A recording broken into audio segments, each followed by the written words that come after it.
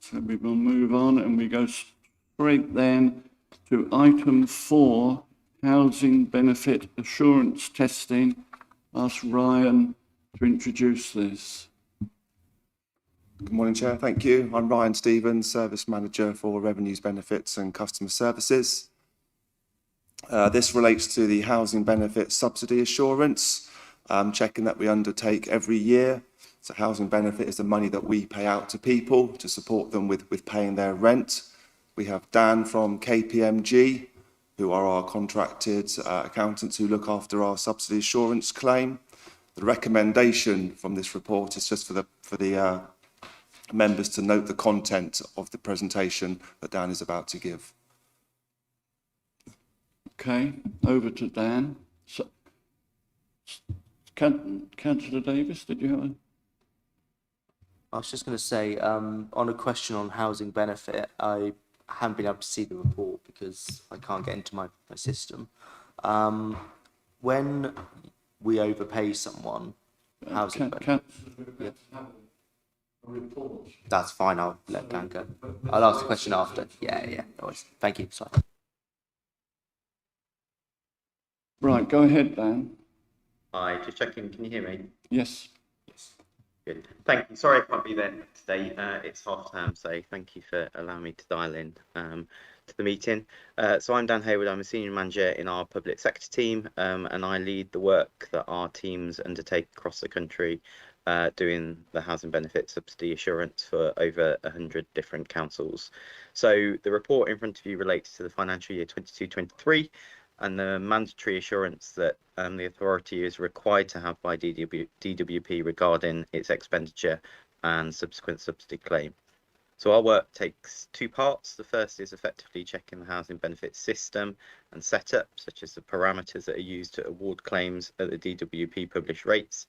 And then the vast majority of our work relates to the second part, which is our substantive testing of a sample of the claims that occurred in the financial year. And we Daniel, sorry, yeah. Were you going to put the slides up? I can put the slides Okay. up if you'd like. Yeah, absolutely. 2 seconds.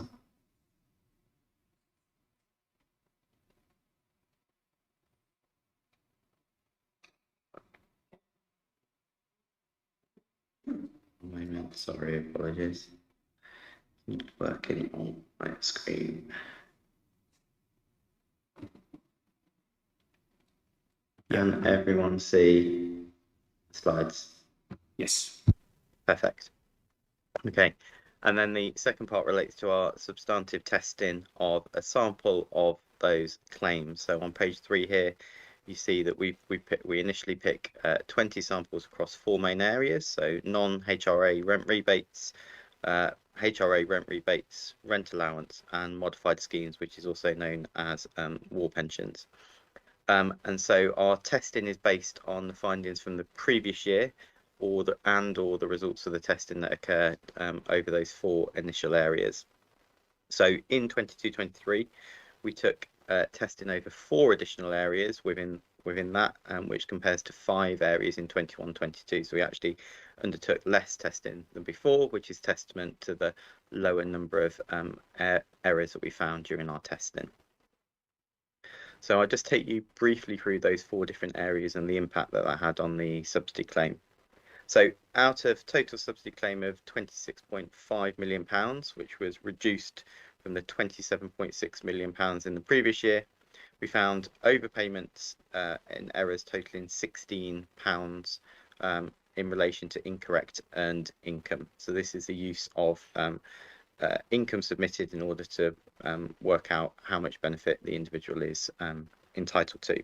Now, in the previous year, there were errors totaling £840 across 7 different cases. So you can already see that in this particular area, there have been vast improvements with only 1 error rather than 7. Because we use sample testing, we're required to extrapolate that across the whole of the population, and that extrapolated to a total error of £127. Again, compared to nearly £16,000 in 21-22. So a really good result for the authority in that respect. The second area that we tested was relating to eligible rent, and we found an underpayment error of just £2 there across one case. Underpayment doesn't affect the subsidy, so therefore hasn't been classified as an error. The next area that we looked at was in relation to self-employed earnings and incorrect assessment of those in deciding how much the individuals were eligible for in terms of the housing benefits. So we looked at all of the cases in this particular population, and we found 2 overpayments, which totaled £2,585, and then 3 underpayments, which totaled £598. And again, underpayments don't get adjusted for, so therefore the total impact of all of that testing was 2,585, which is comparatively a really small number and a very, very minor adjustment in the grand scheme of things when you think we're talking about £26 million worth of total expenditure overall. Then the final area that we looked at was what we referred to as modified schemes or war pensions. And again, there was a overpayment error of just £29. So in total, that's that we looked at the whole population, and there was only £29 error, which again I think is a really, really good outcome for the authority. So across all of those areas, only a very few number of overpayments, some underpayments, but again we're only talking single figures, and then very, very minor adjustments required as a result of that testing. And as I said at the start, so I manage this for KPMG across over 100 different local authorities. I think it's fair to say that New Forest subsidy claim is absolutely one of the better ones that we look at, because you have a very low level of areas that we're required to look at. Within those areas, you have a very low level of errors. And then when we do find those errors, the impact of those errors are also very, very minimal. We have a significant number of councils where we look at dozens and dozens of different areas. We find dozens and dozens of errors, and the adjustments that they're required to make runs into the hundreds of thousands of pounds. So in comparison, and within that context, the authority works really, really well in producing a very high quality claim each and every year. And as you can see, in comparison to the 21-22, 22-23 has become even better. And so I want to thank Ryan and the team for the work that they've done in producing that claim and all the support that they've provided when the team have been doing the work. And I know that they're already hard at work on the 23-24 claim as well. And then just to finalise, so say there are no other matters for us to report. So I think a really, really good outcome for the authority, but happy to take any questions there may be. Okay, thank you very much, Dan. I suppose I have to say and note that we've waited, I think now 4 months for this report. We were expecting it for our last meeting, and indeed your report only came in, as far as the Audit Committee is concerned, came in yesterday. So people have not really had a lot of chance to give it due attention. However, I have to say the results appear to be very good, very satisfactory, and I think Ryan in particular Ryan's team should be congratulated on that. I have just one point. In the end of your report, you state that prime documentation showing that the authority's discretionary scheme had been approved was not available. Now, I'm going to ask Alan Bethune to perhaps comment on that, because as far as we're concerned, it went through full council, and it, that would be the prime documentation, I guess. Sorry, Ryan. Sorry, Alan. I'll ask Ryan to comment. Yeah, we took a report last year, but got approved by Cabinet to continue our local scheme where we disregard war pension income in full. So that has been formally approved by Council. Okay, but has that been passed to KPMG? We have passed a copy, but Dan, if you haven't got that, I can recirculate that to you. Okay, all right, thank you. Right, I'm going to see. Councillor Davis, did you had a question, I think, that I did, but it's kind of been answered by the report. been so, answered. which is Okay, convenient. That. That's good. But yeah, thank you. That's always good. Anyone else got any questions? Okay, well, thank you for that. Thank you, Dan. And we will note your report and hope that next year it comes through a bit quicker. Okay. Thank you very much, Chair. Much Thank you. appreciated. Okay.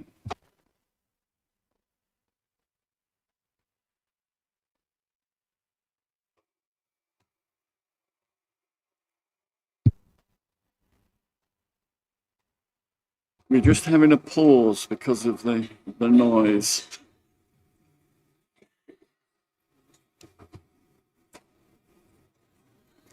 Oh, God. 15 seconds, you told me.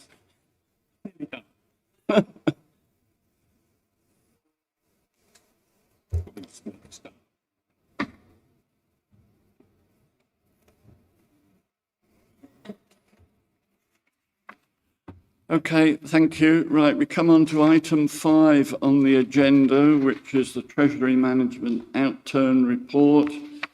And we have Daniel O'Rourke from Hampshire County Council here, who's going to give us this report.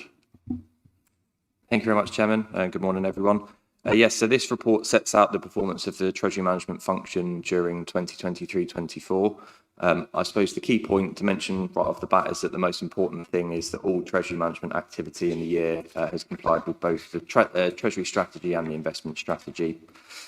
With reference to the external context section in the report, I won't cover it in great detail because there's a reasonable amount of information, but I suppose the key takeaway to highlight is that higher interest rate environment that we've seen, which is something I think I've probably said in every report this year.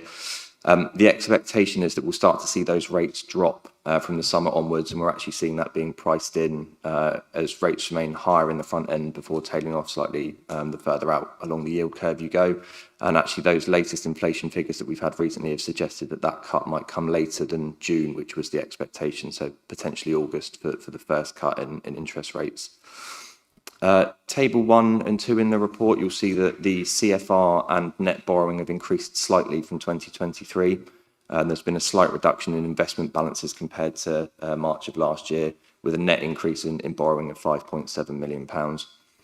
So on the borrowing specifically, £4.1 million of PWLB loans were repaid during the year, and £10 million of new borrowing was taken on in 2 tranches of £5 million. Which means that £4 million that was repaid was effectively refinanced. The reason for that additional borrowing that was taken on was the steadily decreasing cash balances that the council has seen and a need to externalise some of the internal borrowing that the council was doing to meet the requirements of the capital programme and to maintain sufficient liquidity. We were able to take advantage of the PWB's HRA rate, so the Housing Revenue Account rate, and that borrowing was done on the advice of Ireland Close, our Treasury advisors. With regards to the investments, so as I say, the overall investment balance is reduced by 0.2 million from the end of March 2023. Long-term investments have decreased by £4.5 million, and that's due to divestment from some of the pooled funds that the council was in. The cash requirements have meant that there's been less emphasis on those long-term investments, but holding the property fund in particular, or maintaining that holding in the property fund just to try and avoid coming out of that pooled fund at a loss, as is currently the case. We've got an unrealised loss on that property fund. Moving to the benchmarking, it remains favourable in comparison to all of to the other organisations that were included in the benchmarking exercise across all of the metrics that were measured, so that's good. There is lower bail-in exposure now and a higher average maturity across the portfolio, and that can be attributed to some lending to some other local authorities and also some short-term bonds that are held, which are slightly less liquid than the money market funds or overnight deposits that we'd use, but those instruments aren't subject to bail-in risk, so that's brought that exposure down. In terms of financial implications, so the investment income, the outturn investment income was £2.6 million, so higher than last year. And again, you can attribute that to the higher interest rates that we've seen during the year. and outturn debt interest was slightly lower than budgeted. And I'm sure my colleagues here can give you some more information on that should you wish to ask some questions on that in the medium term to meet the CFR. And this will be done at an appropriate time in consultation with Arlen Close on their advice. So I'm happy to take any questions, Chair, but that's it. Thank you. Okay, thank you very much. I was told off last meeting for asking too many questions to start with, so I shall ask other members if they have a question at all. No? Okay, I'm going to ask a question which I think I know the answer because I've asked it earlier. This Public Works Loan Board, this 10 million that we've borrowed, is that allocated to any specific project, or is it just a general, shortfall that we've had to borrow for? Yeah, thank you, Chairman. I'll come in on that one. So we finance the capital programme as a whole, rather than it being kind of project specific. But the £10 million does specifically relate to financing of the HRA capital programme. All in line with the adopted strategy from 2018. So when the council took a view that it wanted to increase its number of council-owned properties, we always expected to be spending circa £100 million over the 6-year period. That was always anticipated to be approximately 50% externally debt funded.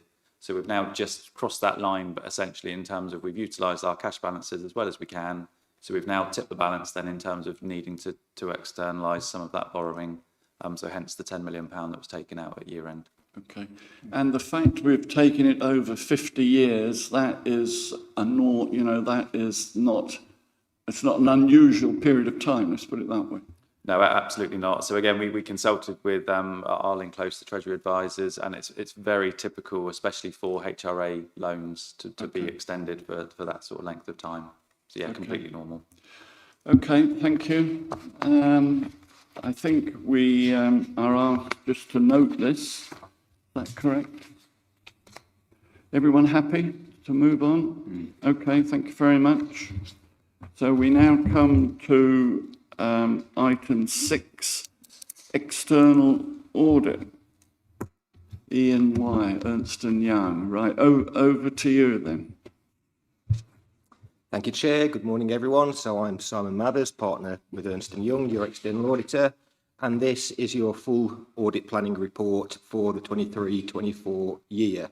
I will take the report as read, and I won't go into massive detail because it is very similar to the audit update, where we gave an indication of our strategy that we took to the March meeting of the committee. I will draw your attention to page 6 of the report, page 26 of your papers, which sets out the risks that we have established for your financial statements audit, and just talk those through very quickly because they direct our audit efforts. So the first risk, which is a fraud risk, is around misstatements due to fraud and error. We're required to assume that management will seek to override controls or in some other way manipulate the statements on every audit engagement. So it's not specific to New Forest at all. It's something that we do everywhere. And we look at the more subjective areas of the statements that are more prone to judgment and manipulation to gain assurance. So, for example, we'll do a lot of work around journals and how they're used to move transactions around the ledger. The second risk, which is again a fraud risk, is the inappropriate capitalisation of revenue expenditure. So the council, in common with almost all councils, has significant pressures against the revenue budget. It has capital financing sources that it's not open to use to finance revenue expenditure. There is therefore incentive for management to inappropriately capitalise revenue spend. So we undertake procedures looking particularly at capital additions in the year to gain comfort that it's appropriate to charge that expenditure to capital. The next 4 risks are all around valuation, so the valuation of long-term assets, both investment property and property, plant and equipment. 1 is a significant risk, 3 are higher inherent risks. Again, not unusual to see these as risks. These are large balances in the accounts. They are informed by the work of management specialists, so in this case it's property valuer, and are based on assumptions judgments and inputs. So again, there's a higher scope for error or manipulation.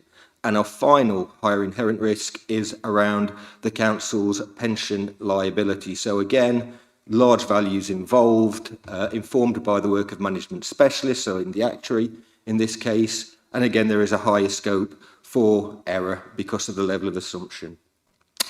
I'd next draw your attention to page 44 of your papers, page 24 of our report, which is around our value for money responsibilities. So in the audit update report that we brought to the last committee, we stated that we hadn't yet fully completed our VFM planning. We now have, and we've not at this stage identified any risks of significant weaknesses in the council's arrangements to secure VFM. So at this stage, no risks that we're auditing against. We revisit that on a continuing basis. When we start our execution work, we'll look at that again and whether anything's changed. If things have changed and we do identify risks, we'll report them to you.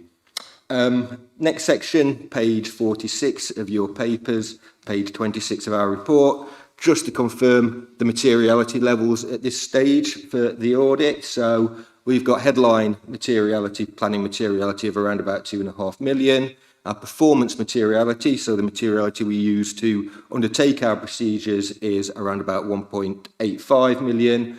And our triviality level, so the errors above that level we consider to be reportable, is at 125,000. That's currently based on last year's draft accounts. We will update that based on the accounts that you're receiving today for this year's audit.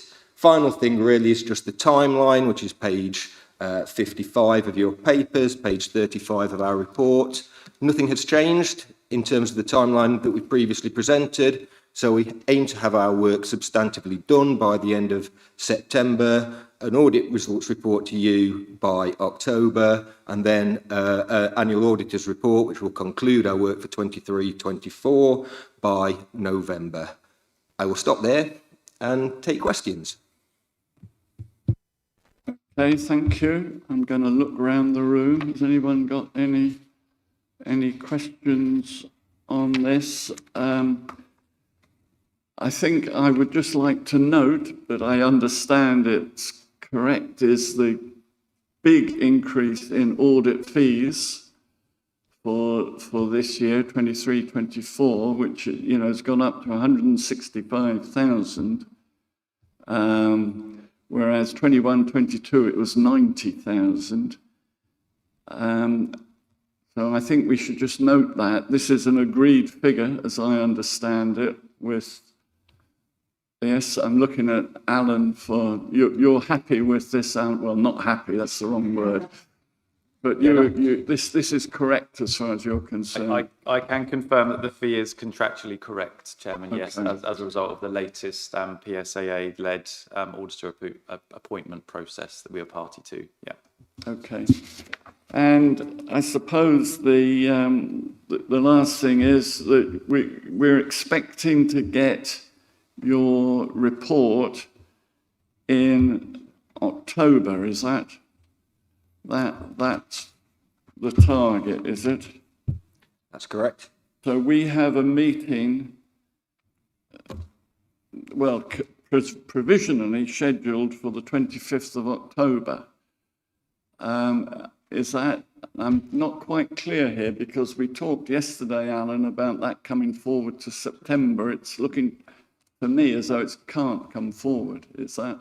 We've got two matters at play here, though, Chairman. We've got the finalisation of the 22-23 statements, which has to be by the 30th of September. Okay. So that's the reason as to why the Audit Committee has to have a September meeting. I think when we come to the work plan, I think we will need to slightly be fluid, perhaps, in terms of scheduling then the knock-on implications to bringing that meeting forward. So we'll plan that as we get through the year, if that's okay, Chairman, and confirm future dates. Okay, thank you. Anybody else got any questions on this? No? Okay, well, thank you very much. We look forward to getting the final report. Okay, thank you.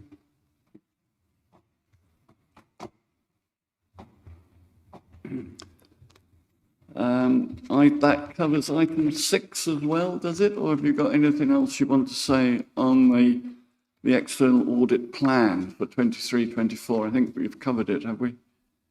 I think that's it. All covered. Thank you, Chair. Yeah, that's what I thought. Okay, so that's item 6 covered. Okay, thank you. We now move on to item 7, our internal auditor. Anthony, over to you. Thank you, Chairman. Good morning, members. So I bring to you this morning my annual report and opinion in relation to the 23-24 2000 financial year. If I can refer to you firstly to agenda page 84, 83 and 84. This explains our internal audit coverage for the year. And as previously been reported through to members, it's been quite a challenging year in order for us to deliver all of the work as planned. There's a number of reasons for that. However, I'm pleased to note that sufficient work has been completed in order for me to be able to provide an annual report and opinion, which is provided for you on page 85. So in 3 parts, as just noted, we've done sufficient work in order for me to form an opinion. And in my opinion, overall, in terms of the framework of governance, risk management and control, is that I can give reasonable assurance overall, which is based upon all of the work that's been undertaken. The work undertaken is shown on page 86, with further information provided in the appendix or Annex 1. So based upon the work undertaken, around 70% of the assurance opinions were reasonable and about 30% substantial. So it's really pleased to note that none of our work is concluded with a limited or no assurance opinion, and therefore there are no significant issues for me to report to the committee. Now, we've given a brief summary in terms of governance, risk management and control, which is provided for you on page 87. Page 89 provides our performance dashboard. So as noted, have a target of 95% of all reports delivered through to draft report stage. We've fallen very short of that for the reasons previously noted at 65%. However, we were fully compliant with all of our standards and well above the expected target for our recent satisfaction survey as well. So finally, I'd like to thank all officers for their support and effort throughout the year. Always takes two to tango, and we can't do our audit work without the assistance of officers. So as always, our thanks to those. The appendix on 91 reflects, 91 reflects the 4 areas that concluded with substantial assurance opinion and the remaining areas that concluded with a reasonable assurance opinion. And on page 92, it just provides a brief summary of some of the other work that we undertake that didn't conclude with a formal assurance opinion, but I can take it into account when I'm forming my overall opinion. So, for example, with grant certifications, we're required to certify that the grant's been used in accordance with the grant conditions. So it doesn't result in an assurance opinion, but it gives me confidence that obviously the underlying systems and processes are reasonable and reliable.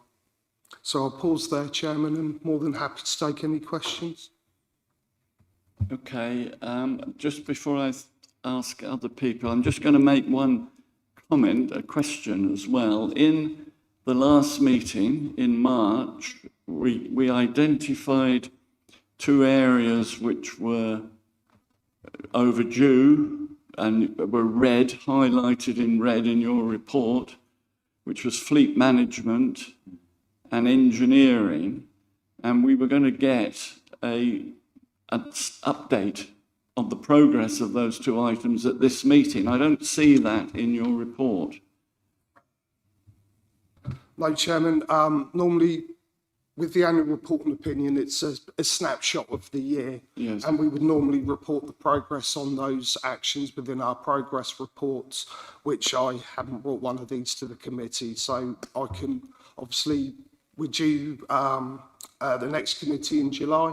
I can provide a full update then, or if you prefer an update sooner, then I can work with. I think I would bring like that an to them. update going to Alan as soon as possible, because we did say we would have it at this meeting.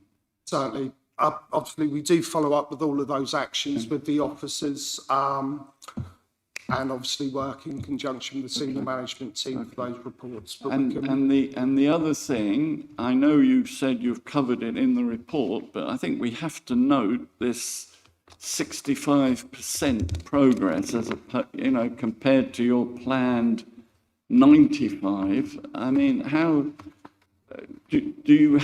are you confident you can complete this on time within the year? so certainly in terms of the delivery, the 65% doesn't reflect the actual days that have been spent. It's just those reports that have sufficiently concluded. As I say, there have been a number of reasons that have, one, pushed a lot of the audits back for different reasons, but mainly at the request of officers towards quarters 3 and 4, which did coincide with us experiencing some short-term capacity issues, which has effectively limited our ability to have all of that resource there to get those reports through to draft report stage. I'm pleased to note that a couple have already been reported and finalised. The remainder are either in review stage or, the work's sort of sufficiently concluded, and we'll bring the results of that work back to, again, the next committee. So it's not effort that's been wasted, it's just for timing differences. Those reports didn't quite make it in time in order to be brought into this opinion. But that work isn't wasted because it will contribute towards my opinion next year. And just, you did mention it, but you're happy with the support you're getting from the officers and everything? There's not a problem there in terms of... No, and certainly we've had some discussions with the senior management team on what they can do to help expedite the process, and I'm coming in to meet with all of the service managers next week to raise the profile of the 24-25 internal audit plan and, explain some of the issues we've been experiencing and obviously hopefully get some commitment, because as I say, we can only do our work if the officers are there and available at the time. That's what I'm trying to be clear on, that there's not a hold-up in our organisation that's not preventing you from carrying out your role. It's terms of officer availability. Okay, well, I'd like to stress that we should be support. I'm going to just ask Alan Bethune to comment quickly on that. Yeah, just quickly for me, just to reaffirm, as Anthony says, he's coming along to senior leadership team meeting next week, which is a meeting of all senior managers and service managers. So at that meeting, I'm going to kind of take the opportunity to introduce and remind the importance of prioritising the internal audit plan, because I certainly don't want to see 65% completion this time next year. So that is a session designed to reinforce the buy-in for all managers to the internal audit process. And like I say, with Anthony attending, running through the 24-25 programme, so there's full corporate awareness of it. And also, I suppose to confirm, capacity issue in certain teams has been an issue this year. I mean, that's unlikely to stop, but it's a case of prioritising. That's what we're just asking managers to reorganise, if you like, for 24-25. Okay, thank you. Right, Councillor Davis. Thank you very much. 65% is disappointing, and you can dob Alan in later if you want privately. Don't have to say it publicly. But in terms of the report, that progress report, obviously we were hoping to have it at this meeting. If it is going to Alan between the next meeting, can it also go to all councillors on the committee, just so we can all see it? Because I think it's something that we'd all be very interested in. Thank you. Yeah, I'm certainly happy to circulate something to the committee members outside of the formal meeting. Yeah, that's absolutely fine. Okay, thank you. And I think, did I see Councillor Crizel was? Thank you, Chair. I just wondering with the assurance opinions, is when you presumably you benchmark, is 69% reasonable, a good level for us to be arriving at? Or should we be higher than that? It's always a very good question. With limited resources that are available across the board, sometimes to have substantial control frameworks absolutely in every single area may be not cost attainable. And the second factor from our perspective is one of the main purposes of internal audit is to identify areas of weakness and identify areas for improvement.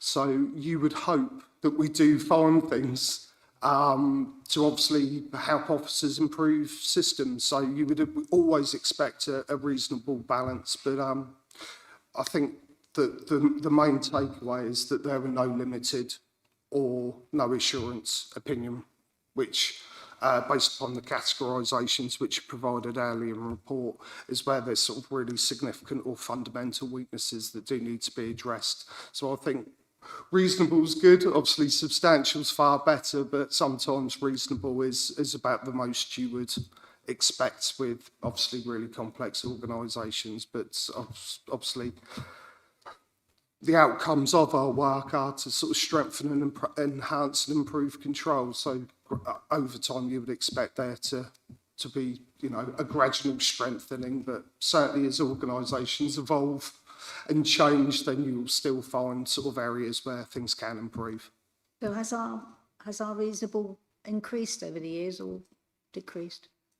I mean, are we going up or down? That's what in previous years, there have been more limited assurance opinions, so there is a positive direction of travel based upon the work that's been undertaken this year. There are some areas where, for example, in the revenue and benefits area with the work we do with Ryan, where is previously reflected with the report that was first on the agenda, there are, you know, extremely tight controls. There are other areas where, you know, there are more opportunities to improve. Okay, thank you. Okay, thank you very much for that. Anybody else got any questions? No? Okay, so we're asked to note the report, so happy to note. Thank you. Thank you very much, Anthony. Right, we move on to item 8, Code of Good Governance Review. So it's between the two gentlemen at the end there, Alan Bethune or Kevin. Thank you, Who's Chairman. going to do it? As I'm still here at this point, I'll take this one. So yes, it's the annual Code of Good Governance review, as the report is titled. It's the first review with Tanya as our new monitoring officer, which I think always provides a good opportunity for a very fresh set of eyes approach to this sort of thing, which is always positive. That said, Tanya and I have worked together in terms of the review and have essentially followed a very similar process and format in terms of previous years. The main feature of the review really is the proposed action plan, which is highlighted in section 3.4 of the report, and the full action plan at appendix 3. With that action plan at appendix 3 including the proposed delivery timeframes for those items. In terms of the report itself, all fairly self-explanatory, I think. And members here this morning are just asked to note the content of the review and that proposed action plan. That proposed action plan also then seen through to the annual governance statement, which is the next item on the agenda. So, Chairman, wasn't intending to say too much more, but happy to help with any questions that members may have.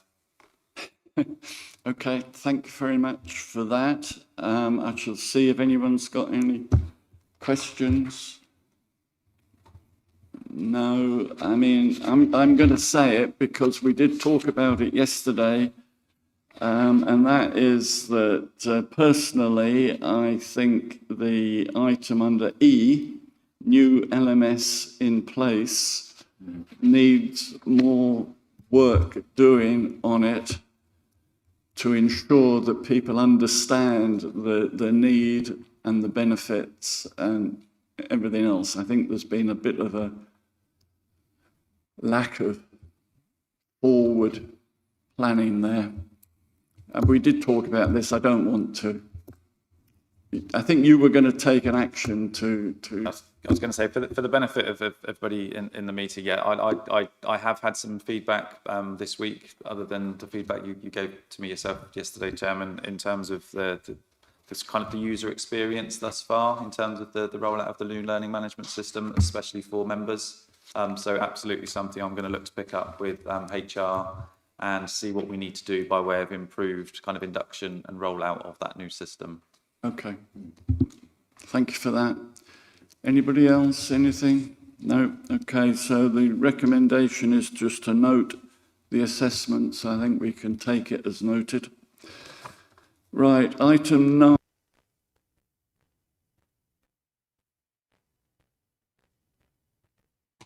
Thank you. Item 9, draft annual governance statement. Again, it's Alan or Kevin. Yeah, thank you, Chairman. So I'll take this one just as it sort of runs nicely from the previous two. So the annual governance statement, again, has been updated in accordance with our standard practice and under the requirements of the accounts and audit regulations. By way of Appendix 2, members are asked to note the actions seen through from the 22-23 action plan. So that confirms that 2 of those actions have been completed and 2 are currently still in progress. Again, in terms of that, I think, again, a change in monitoring officer partway through the year is always going to have a slight impact there, whilst there's a slight learning curve to some of these reviews. The action plan then to proceed into 24/5 is included at Schedule 1 to the annual governance statement. So again, we're looking to have the members' approval this morning of the annual governance statement, including that updated and revised action plan. So once this is approved this morning, hopefully, this again, it forms part of the overall pack in terms of the annual financial report that's then reviewed by the external auditor in terms of their overall consideration in the 23-24 audit. Again, pause there, but happy to help with any questions. Okay. I mean, this is one where the committee has to approve this statement. So have we got any questions or comments or no?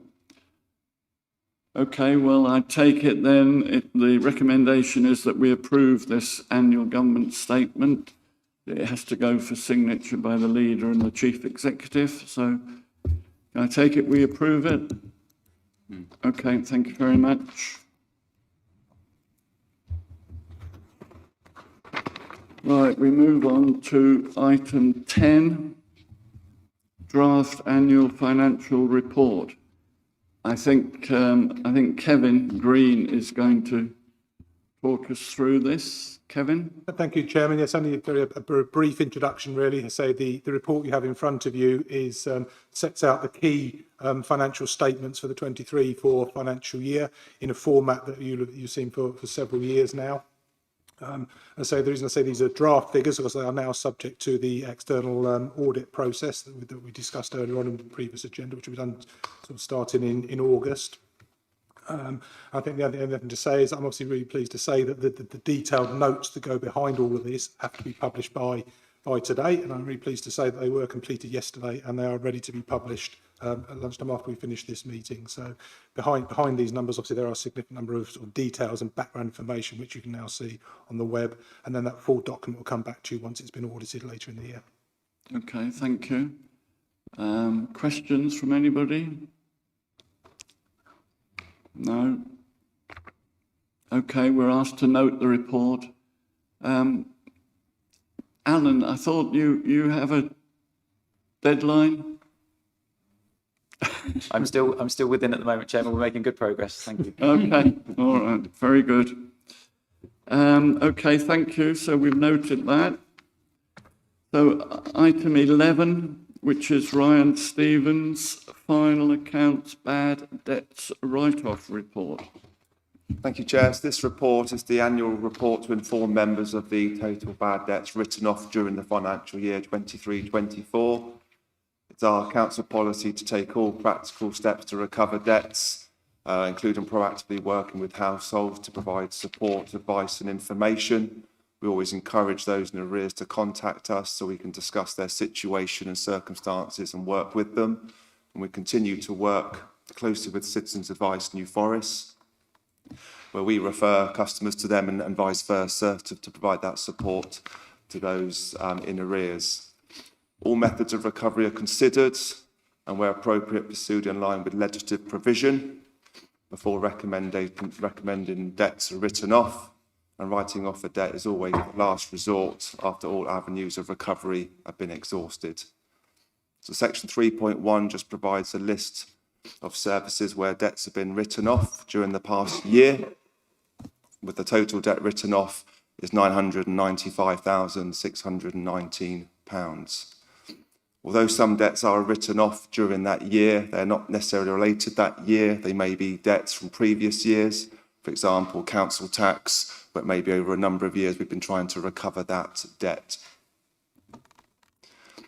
We do make a bad debt provision, so section 5 refers to that, so where we make allowances for doubtful debts in the accounts based on what we consider to be a prudent and realistic level of debt collection, and we do that for each type of debt.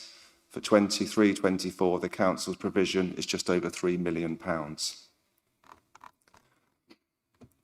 We have made a recommendation to consider, so on the authority to approve. So following a review of the write-offs that we've undertaken during the last year and the reasoning for that, it is proposed to increase the upper limit for approval for service managers from £3,500 to £10,000 relating to debts in council tax, business rates, housing benefits, sundry income and rents.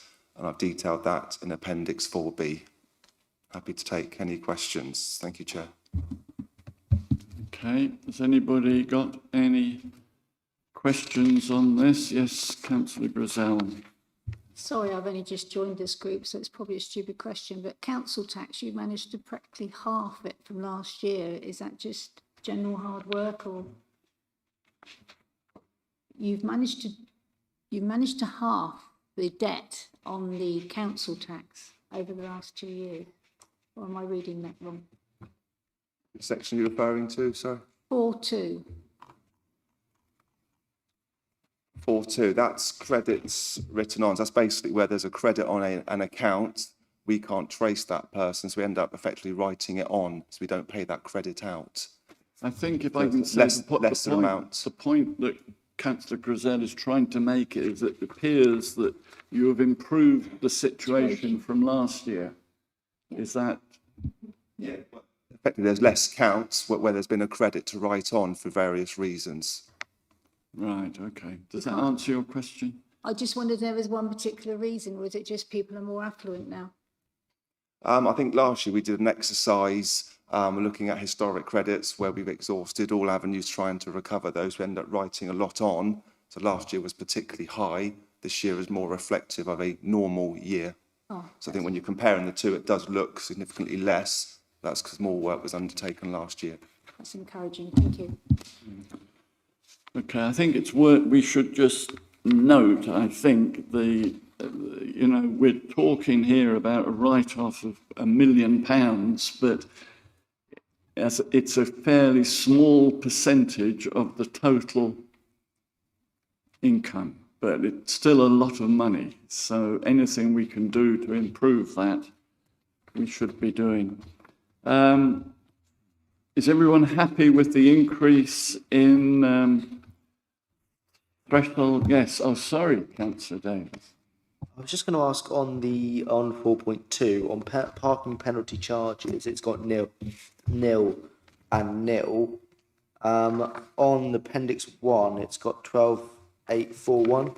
Could you just explain a bit more about that item?